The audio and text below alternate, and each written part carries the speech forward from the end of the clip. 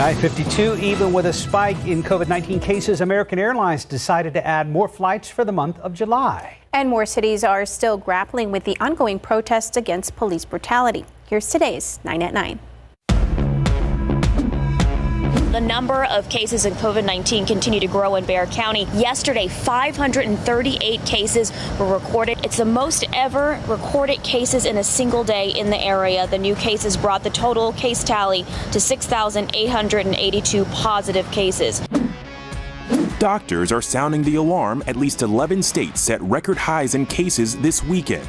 Hospitalizations are up in 17, and the former head of the Food and Drug Administration warns that Arizona, Texas, and Florida could see exponential growth this week. This sport is in a progressive mode, but there's just no place for it. Outrage after NASCAR says a noose was found in the garage of Bubba Wallace, the only black driver who races full-time in NASCAR's Top Cup Series.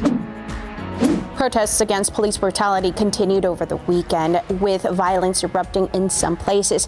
In New York, an NYPD officer is now suspended without pay after he was caught on camera allegedly using a chokehold. And one person is dead after a weekend shooting in Seattle's protest zone.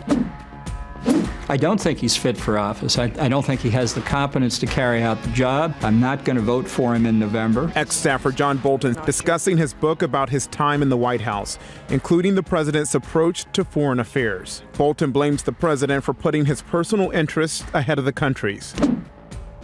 A union that represents many Disneyland employees wants to delay the opening of the park. The union says it does not believe the park will be safe for employees. The union criticized Disney's lack of plan to test employees for coronavirus.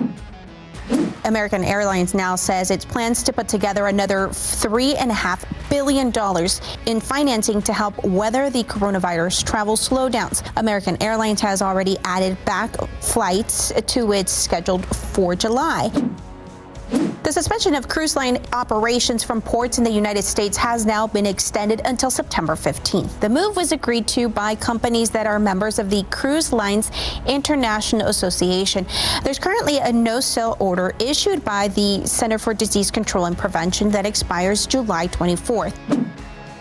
Amazon's Big Style Sale 2020 gets underway today. The company says it will include big price cuts on top name brands and Amazon's own in-house lines. It's expected to go on for at least 2 days.